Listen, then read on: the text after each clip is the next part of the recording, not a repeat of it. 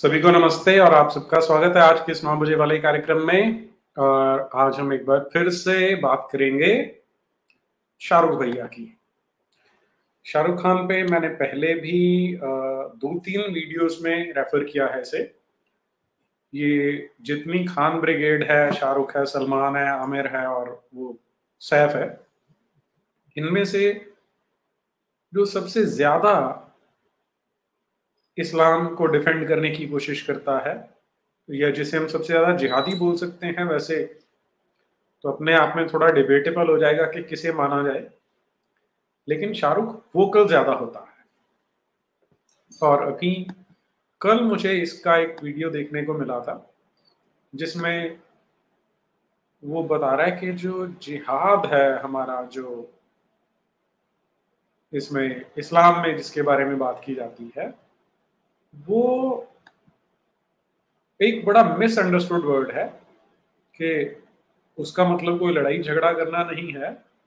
वो तो अपने अंदर की जो बुराइयां हैं उनसे लड़ने को जिहाद कहते हैं।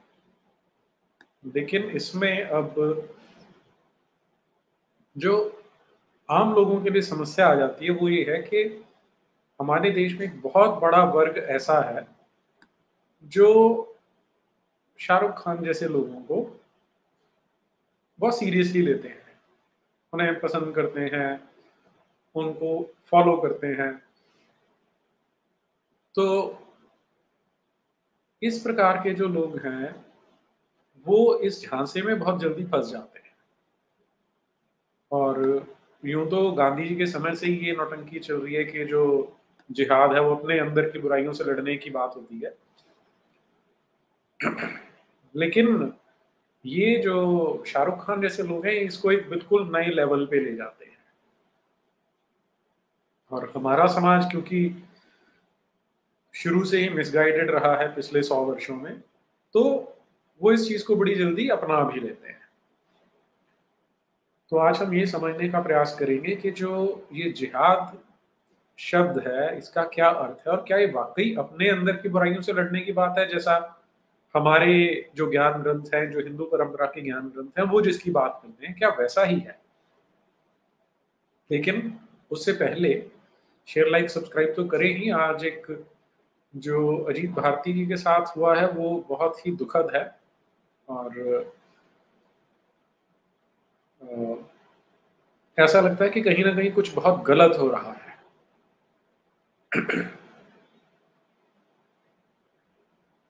चलिए हम अपनी बात को आगे बढ़ाते हैं जरा। जब हम जिहाद को समझने की बात करते हैं तो समझने का सबसे अच्छा उपाय क्या है? अब शाहरुख खान कुछ बोल सकता है, महात्मा गांधी कुछ बोल सकते हैं, या कोई और व्यक्ति कुछ बोल सकता है, लेकिन सबसे ऑथेंटिक जो किताब मानी जाएगी इस्लाम के लिए वो होगी कुरान। तो कुरान में जिहाद कैसे पेश किया गया है वो डिसाइड करेगा।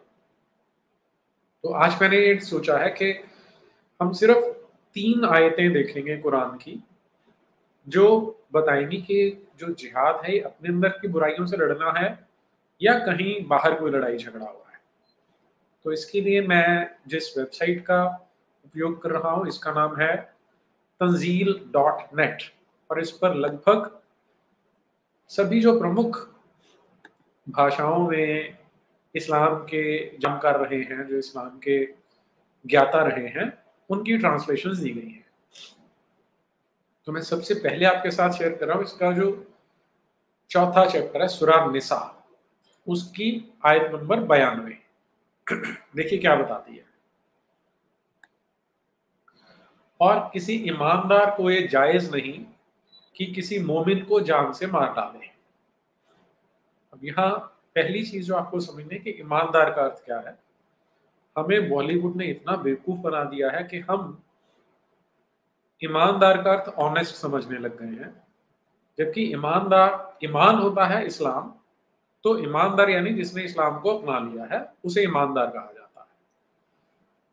और बॉलीवुड ने इसकी मार्केटिंग कर करके हमें ऐसे बता दिया कि ईमानदार का अर्थ होता है ऑनेस्ट, जो कि बिल्कुल गलत है। हुआ कुछ ऐसा कि जब ये जिहादियों ने, इस्लामिक आक्रांताओं ने हमला करना शुरू किया, तो नॉर्थ वेस्ट से आ रहे थे, जो आज अफगानिस्तान है, पाकिस्तान है, वहां से आते हुए आज के पंजाब में घुसते थे। तो यहाँ पर इन्होंने सबसे पहले सत्ता पे कब्जा पाया और फिर अपना जो कानून है, जिसे शरिया कहा जाता है, वो इम्प्लीमेंट करना शुरू कर दिया। अब जो कानून का सिस्टम है उसमें क्या कहा जाता है कि गवाही कौन दे सकता है। आज भी हमारा जो ज्यूरिस्प्रूडेंस है उसमें आता है कि witness should always be of a sound mind, कि जिसकी बुद्धि ठीक है। तो ये मोहम्मदवाद का एक क्लेम ये है कि जो व्यक्ति इस्लाम को नहीं मानता, जिसने इस्लाम को नहीं अपनाया, इसका मतलब है उसकी बुद्धि ठीक से काम नहीं करती, तो वो इतना बुद्धिमान नहीं है कि उसे विटनेस माना जा सके। तो विटनेस नहीं माना जा रहा तो लोगों ने सोचा कि इसका मतलब वो ऑनेस्ट नहीं है। तो ईमानदार जो है ऑनेस्ट है, बेईमान डिसऑनेस्ट को कहना शुरू कर दिया। ये 100% गलत है। आप ये याद रखें कि वास्तविकता यह है कि मैं बेईमान हूं और देखने वाले अभी जितने लोग देख रहे हैं उनमें से जितने मुसलमान नहीं है वो सब के सब बेईमान है। तो अब जरा आगे बढ़ते हैं कि इसमें जो पहला सेंटेंस है वो क्या बोल रहा है। और किसी ईमानदार को ये जायज नहीं कि किसी मोमिन को जान से मार डाले। तो इसका अर्थ ये हुआ कि कुरान क्या बता रही है कि कोई जो मुस्लिम है, मुसलमान है, वो दूसरे मोमिन को नहीं मारेगा। यहीं से डिस्क्रिमिनेशन शुरू हो जाता है कि हमारे वाले लोग अच्छे हैं और बाकी के लोग जो हैं वो घटिया, उन्हें मारा जा सकता। ये इसका इनडायरेक्ट इम्प्लीकेशन ये आ जाता है। फिर उसके बाद मगर धोखे से कत्ल कर दिया तो दूसरी बात है। तो ईमानदार ने मोमिन को नहीं मारना, धोखे से मार दिया तो और बात है। और जो शख्स किसी मोमिन को धोखे से भी मार डाले तो उस पर एक ईमानदार गुलाम का आजाद करना और मकतूल के कराबतदारों को खून बहा देना लाजिम है। तो आप इसे जरा अच्छे से समझ लीजिए कि ये जिसे आज रिलीजन ऑफ पीस, शांति का मजहब कहा जाता है, इनकी किताब क्या बता रही है कि मुसलमान मुसलमान को ना मारे। धोखे से मार दिया तो बात ठीक है, लेकिन तब भी क्या करना है। अब आपने धोखे से कुछ गलत काम कर दिया तो उसका आपको पश्चाताप करना है। तो वो क्या होगा कि एक ईमानदार गुलाम को आजाद कर दो। तो मतलब आपके पास अगर दो गुलाम हैं, एक काफिर है और दूसरा ईमानदार है यानी मुसलमान है, तो आप अपना पश्चाताप पूरा करने के लिए उस ईमानदार गुलाम को आजाद कर दो। जो आपको बताता है कि इस्लाम के अंदर गुलाम रखना कोई बुरी बात नहीं है, इसको एक्सेप्ट किया जाता है। और वहां पर भी भेदभाव मजहब के आधार पर ही किया जा रहा है कि उसे छोड़ो जो मुसलमान है, और दूसरा कि जो उसके कराबतदार हैं, जो उसके रिश्तेदार हैं, वो खून बहा सकते हैं, क्योंकि कुरान का सिंपल सा रूल है, आई फॉर एन आई, आंख के बदले आंख। और फिर इसके आगे थोड़ी सी डिटेल में चला जाता है कि अगर गुलाम नहीं है तो क्या करना है। तो इस तरह की कुछ चीजें इसमें आती हैं। लेकिन अब मैं थोड़ा सा अगले पॉइंट पे चलता हूं, अगली आयत पे चलते हैं। और जो शख्स किसी मोमिन को जानबूझ के मार डाले, गुलाम की आजादी वगैरह उसका कफारा नहीं, बल्कि उसकी सजा दोजक है। तो अगर किसी मुसलमान ने जानबूझ के मुसलमान को मार दिया है तो वो तो दोजख में ही जाएगा, क्योंकि जो ये कुरान वाला गॉड है अल्लाह नाम का, वो उसको वहां पे प्रताड़ित करेगा और वो उसमें हमेशा रहेगा। उस पर अल्लाह ने अपना गजब ढाया है और उस पर लानत की है और उसके लिए बड़ा सख्त अजाब तैयार कर रखा है। एक एक आयत में आप नोटिस कर लें कि डिस्क्रिमिनेशन, मजहब के नाम पर भेदभाव अच्छे से इसमें डला हुआ है। अब आइए इसकी अगली आयत पर, यानी आयत नंबर 94 पर। ऐ ईमानदारों, जब तुम अल्लाह की राह में जिहाद करने को सफर करो। तो अब शाहरुख की स्टेटमेंट याद कीजिए कि अंदर की बुराई से लड़ना है। यहां कुरान क्या बता रही है, ऐ ईमानदारों, जब तुम अल्लाह की राह में जिहाद करने को सफर करो तो किसी के कत्ल करने में जल्दी ना करो, बल्कि अच्छी तरह जांच कर लिया करो। और जो शख्स इजहार इस्लाम की गर्ज से तुम्हें सलाम करे तो तुम बेसोचे समझे ना कह दिया करो कि तू ईमानदार नहीं है। अब ये इतने सेंटेंस का मीनिंग क्या है, जरा उसे समझ लीजिए कि इस्लाम के अंदर गैर मुसलमानों को मार डालना, काट डालना एक्सेप्टेबल है। उनको लूट लेना, क्योंकि जो इनका गॉड है अल्लाह ने उनका उसी ने ही बोल रखा है कि तुम काफिरों को लूट सकते हो। तो अब जो मोहम्मद बिन अब्दुल्ला के चेले बन रहे थे वो किस तरह की सोच के लोग थे, वो आपको इस आयत से क्लियर हो जाएगा कि किसी को भी मारा काटा और उसका माल लूट लिया। अब ये स्थिति ऐसी हो गई कि अब अल्लाह तो था या नहीं, मोहम्मद अपने आप आयतें घड़ते थे या नहीं, वो तो हम उस पर कमेंट नहीं करते। लेकिन कहने को ये कहा जा रहा है कि अल्लाह मियाँ ने फिर ये आयत नाजिल करी कि जब तुम जिहाद में सफर करने निकलो तो कत्ल करने में जल्दी जल्दी ना करो, आराम से सोच के करना है। कि तुम्हें कोई सलाम कर रहा है तो अब ये तो गुंडे बदमाश निकले लूटने के लिए, तो किसी ने सलाम कर दिया, उसको भी मार दिया और उसका सामान लूट लिया। तो इसलिए वो कह रहे हैं इससे जाहिर होता है कि तुम फक्त दुनियावी आसाइश की तमन्ना रखते हो, मगर इसी बहाने कत्ल करके लूट लो, और ये नहीं समझते कि अगर यही है तो अल्लाह के यहाँ बहुत सी गनीमतें हैं। तो ये बता रहा है कि तुम मुसलमानों को, जो तुम्हें सलाम कर रहा है, अस्सलाम वालेकुम बोल रहा है, उसे मत लूटो क्योंकि तुम उसका माल लूट, उसे मत कत्ल करो क्योंकि तुम उसका माल लूटना चाहते हो। अल्लाह के पास तो बहुत सारी गनीमतें हैं, वो तुम्हें और बहुत सारा लूट का माल देने वाला है। मुसलमानों, पहले तुम खुद भी तो ऐसे ही थे।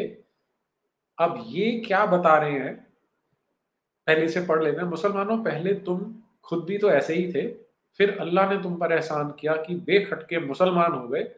गर्ज खूब छानबीन कर लिया करो, बेशक अल्लाह तुम्हारे हर काम में से खबरदार है। अब आम लोगों को ये आयत पढ़ने पर समझ नहीं आएगा कि ये क्या गोरख धंधा है और क्या हो रहा है, तो उसे अच्छे से समझते हैं। जी हाँ, मैं देख रहा हूँ मैसेजेस, तो मैं इसको एक्सप्लेन करना हूँ आपको। इसके लिए हम अंग्रेजी का ही सहारा लेंगे। ऐसा कोई माई का लाल पैदा नहीं हुआ जो सीधा कुरान पढ़ ले और उसे समझ में आ जाए। इसके लिए आपको या तो साथ में मोहम्मद बिन अब्दुल्ला की बायोग्राफी पढ़नी पड़ती है, या हदीसें देखनी पड़ती हैं, या कुरान पर जो कमेंट्रीज लिखी गई हैं, जो तफसीरें लिखी गई हैं, वो पढ़नी होती है।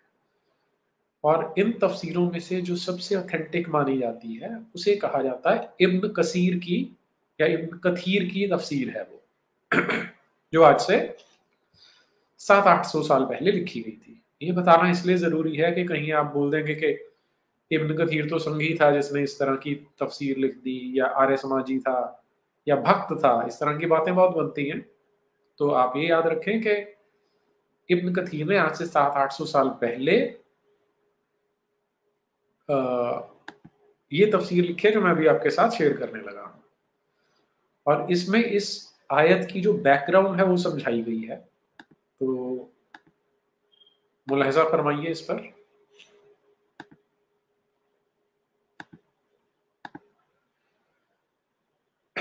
ये है जी आपके सामने चौथे चैप्टर की आयत नंबर 94। तो इसे देखते हैं क्या कहती है। O you who believe, when you go to fight in the cause of Allah, verify the truth and say no to anyone who greets you. You are not a believer. तो वही आयत अंग्रेजी में, उसका एक्सप्लेनेशन दे रहे हैं आगे वो कि क्यों हुआ ऐसा। वो बताते हैं जी कि हदीसों में क्या रिकॉर्डेड है। Imam Ahmad recorded that Ikrima said that Ibn Abbas said. तो इब्न अब्बास ने क्या बताया था, a man from Bani Sulaim who was tending a flock of sheep passed by some of the companions of the prophet and said salam to them। अब यहाँ आपको ध्यान ये रखना है कि पैगंबर साहब के साथी कुछ थे, वो वहां से गुजर रहे थे। पैगंबर साहब के साथियों की क्या विशेषता है, उन्हें कहा जाता है सहाबा। आप जो एक शब्द यूज करते हैं ना साहब, लोगों को सम्मान देने के लिए, तो यहाँ पर किन्हें सहाबा कहा जाता है, उन लोगों को जो मोहम्मद साहब के साथ हुआ करते थे, उन्हें कहा जाता है सहाबा या सहाबी। तो वो जा रहे थे, तो रास्ते में एक आदमी था बेचारा जो अपनी भेड़ें चरा रहा था। अब उसने देखा कि ये लोग आ रहे हैं, तो उसने क्या किया, उसने इनको सलाम किया। तो ये जो सहाबा थे वो एक दूसरे से बोले कि ही ओनली सेड सलाम to protect himself from us, कि इसने हमें सलाम इसलिए किया क्योंकि ये अपने आप को हमसे बचाना चाहता था। फिर उन्होंने क्या किया, सहाबा ने, साहब लोगों ने, then they attacked him and killed him. They brought his sheep to the prophet and this आया वाज रिवील्ड। तो अब क्या हुआ, आप इसको जरा ठंडे दिमाग से सोच के देखिए कि साहब लोग जा रहे थे। अब साहब लोग कितने अच्छे थे, उनकी महानता देखिए कि अपने आप को उनसे बचाने के लिए लोगों को सलाम करना पड़ता था, उन्होंने सलाम किया। लेकिन साहब कौन सी मेंटेलिटी के थे, उन्हें पता था कि हम लूटपाट करते हैं तो उनसे बचने के लिए भी लोग उनको सलाम करते हैं। अच्छा, ये हमसे बचने के लिए सलाम करता है, तो उन्होंने फिर भी उसको बख्शा नहीं, उसको काट दिया। और भेड़ें जो थी वो लूट पाट के लूट का माल मोहम्मद साहब के पास ले गए। अब जो हजरत पैगंबर मोहम्मद साहब सल्लल्लाहु अलैहि वसल्लम थे, उन्हें बड़ा दुख हुआ कि मुसलमान को मार दिया। तो तब फिर जो अल्लाह मियाँ थे उन्होंने एक आयत उतारी, जो ये आयत है चौथे अध्याय की आयत नंबर 94। तो आप समझ सकते हैं कितना शांतिपूर्ण मजहब है ये, बिल्कुल स्टार्टिंग से। सहाबा लोग भी कितने प्यारे अच्छे लोग होते थे। खैर अभी थोड़ा आगे चलिए, आगे और देखते हैं। तो ये तो एक इंसिडेंट हुआ। फिर इसके बारे में क्या बताया जाता है कि तिरमिजी जो है, जो 6 हदीसें ऑथेंटिक, उनमें से बताया जा रहा है कि दिस हदीस इज हसन। दैट मींस ये पूरी ऑथेंटिक हदीस है, इसमें कोई शक नहीं है। चलिए जी, अब आगे चलते हैं। बुखारी ने भी इसको रिकॉर्ड किया है, ऐसी एक हदीस है। तो वो हदीस क्या है, अब जरा उसे देखिए। A man was tending his sheep and the Muslims caught up with him. एक आदमी भेड़े चरा रहा था, उसको आके मुसलमानों ने घेर लिया। He said अस्सलाम वालेकुम, however they killed him and took his sheep. फिर ये आयत आई। तो यहाँ पर बस फर्क ये है कि सहाबा की बजाय मुसलमान आ गए हैं। उस बेचारे ने अस्सलाम वालेकुम भी कहा है, लेकिन उन्होंने काट कर भेड़ बकरियां आपस में बांट ली। चलिए जी, और आगे चलते हैं। फिर एक इमाम अहमद हैं, उन्होंने भी एक हदीस रिकॉर्ड कर रखी है, जरा उसका डिटेल देख लीजिए। The messenger of Allah sent us to the area of Idam. तो जो रसूल अल्लाह थे रहमतुल आलमीन, उन्होंने इनको भेजा। I rode out with a group of Muslims that included Abu Qatada al Harith bin Rabi and Muhallam bin Jutham bin Qais. तो जो बता रहा है इस किस्से को, वो जिन लोगों को नबी ने भेजा था उनके साथ जा रहा था। वो जब वहां पहुंचे तो वहां पर क्या देखते हैं, वहां पर एक आदमी था अम्र बिन अल अदबाब अल अशजा नाम का। उसने क्या किया, उसने इनको सलाम किया। तो इन्होंने उस पर हमला नहीं किया, अटैक नहीं किया। फिर क्या हुआ, because of some previous problems with him, Muhallam bin Juthama killed him and took his camel. अब ये अलग घटना है। ये कोई और आदमी था बेचारा, वो ऊंट पे जा रहा था। तो कोई पुराना झगड़ा हुआ होगा, तो ये मुसलमान था, मोहम्मद बिन अब्दुल्ला का चेला था, तो इसने उसको मार दिया और उसका जो ऊंट था वो अपने कब्जे में ले लिया। और फिर ये बात जब मोहम्मद साहब को बताई गई तो उन्होंने फिर ये आयत नाजिल कर दी और उन्होंने कहा कि you killed a believing man, तुमने एक ईमानदार को मार दिया। Who hid his faith from his disbelieving people. अब वो बेचारा क्या कर रहा था, वो तो काफिरों में रह रहा था, इसलिए उसने उसके दिल में जो ईमान था उसे छुपा रखा था। और जब तुम वहां गए तो उसने तुम्हारे सामने अपना ईमान जाहिर कर दिया कि तुम्हें सलाम किया। तुम याद करो, तुम भी तो मक्का में ऐसे ही होते थे, क्योंकि मक्का में जब ये लोग रहते थे तो वहां पर काफिरों के साथ रहते थे, तो वहां पर ये भी धोखेबाजी करते थे कि ये बोल दिया करते थे कि हम मुसलमान नहीं है, लेकिन आपस में एक दूसरे को सलाम किया करते थे। तो ये आपको 3 हदीसें मिल गई। अब अगली पे चलते हैं, ये पेज नंबर 241 पर है। The messenger of Allah sent a military expedition under authority of Al-Miqdad bin Al-Aswad. अभी एक और मिलिट्री एक्सपेडिशन है, यानी जिहाद के लिए भेजा है। However, a man with a lot of wealth did not leave and said, I bear witness that there is no deity worthy or of worship except Allah. तो अब यहाँ पर ये हमला करने पहुंचे। जब हमला करने वहां पहुंचे तो वहां लोग पहले ही तितर बितर हुए। अब आप कल्पना करें कि गुंडे बदमाश आपको लूटने आ रहे हो, तो या तो आप उनसे लड़ेंगे या डर के भाग जाएंगे, तो लोग डर के भाग गए। लेकिन एक आदमी था जिसके पास बहुत पैसा था, वो नहीं भागा। उसने क्या किया, ला इलाहा इल्लल्लाह मुहम्मदुर रसूलुल्लाह। तो लेकिन इन्होंने क्या किया, जो साहब लोग थे, अल मिकदाद किल्ड हिम। और फिर इनका ही एक साथी था, उसने कहा, you killed a man after he proclaim there is no deity worthy of worship except Allah, जबकि उसने ला इलाहा इल्लल्लाह बोल दिया था। तो मैं ये बात जाके पैगंबर साहब को बताऊंगा।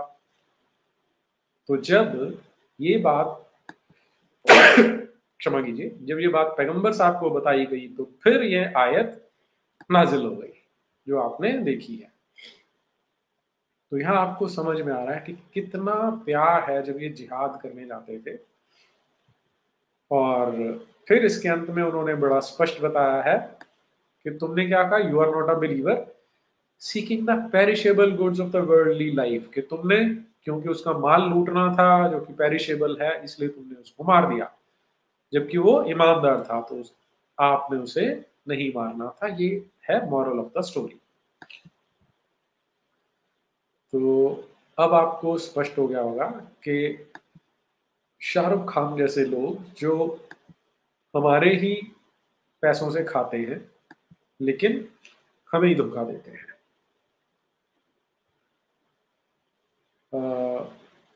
इसमें कई लोग पूछते हैं कि वो अपने रिलीजन के लिए काम कर रहा है तो उसमें हर्ज क्या है, क्योंकि हम इतने मूर्ख हो चुके हैं कि इतनी ऐसी चीजों को भी जस्टिफाई करने का प्रयास करते हैं। तो इसमें सबसे बड़ा ऑब्जेक्शन हमारे लिए ये है कि आज इस्लाम सिर्फ हमारे देश में नहीं, पूरे संसार भर में एक स्काउर्ज बना हुआ है कि सब जगह पे जिहाद चल रहा है और नॉन मुस्लिम्स को तंग किया जाता है, इवन मुस्लिम्स को तंग किया जाता है।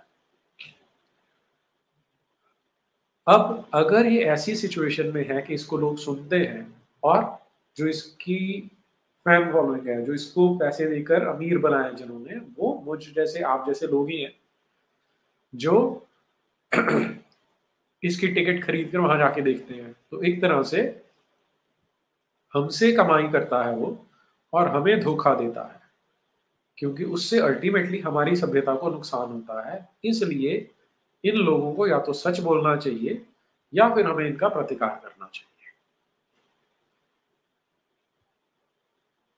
अब ये तो मैंने आपसे 3 आयतें शेयर की जो बताती हैं आपको कि इस्लाम, मोहम्मदवाद क्या, असलियत असलियत क्या है इसकी।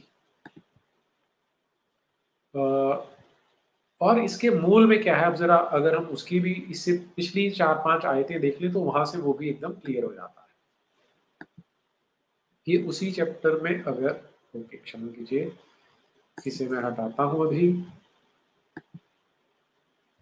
अगर हम इसी चौथे चैप्टर की सूरह निसा की आयत नंबर 87 से देखना शुरू करेंगे तो वहां आपको क्लियर होगा कि लड़ाई किस चीज की है।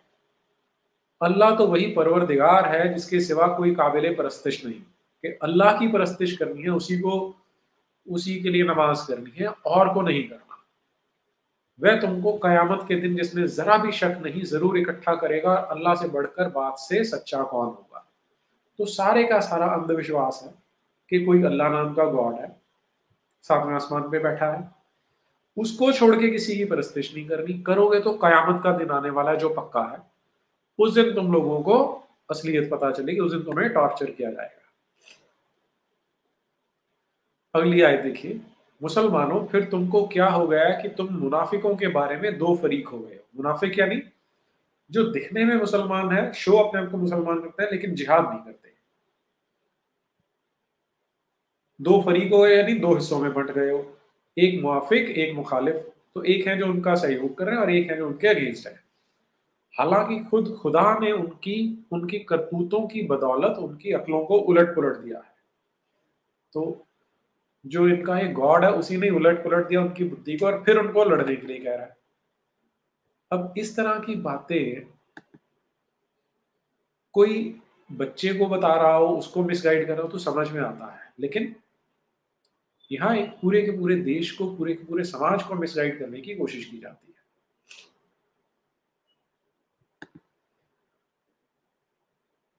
तो ये है जिहाद का असली चेहरा और हमें एक अलग उसका चेहरा दिखाया जाता है। और ऐसी एक नहीं, लेकिन मैं क्योंकि इसे लिमिट करना चाह रहा हूँ ताकि वीडियो ज़्यादा बड़ा ना बने, तो इसलिए मैं ज़्यादा डिटेल में नहीं जाऊँगा, सिर्फ एक आयत और आपके साथ शेयर करता हूँ यहाँ पर। ये हम देखते हैं आयत चैप्टर नंबर 66, चैप्टर नंबर 66 आयत नंबर 9। है रसूल, काफिरों और मुनाफिकों से जिहाद करो और उन पर सख्ती करो और उनका ठिकाना जहन्नुम है और वो क्या बुरा ठिकाना है।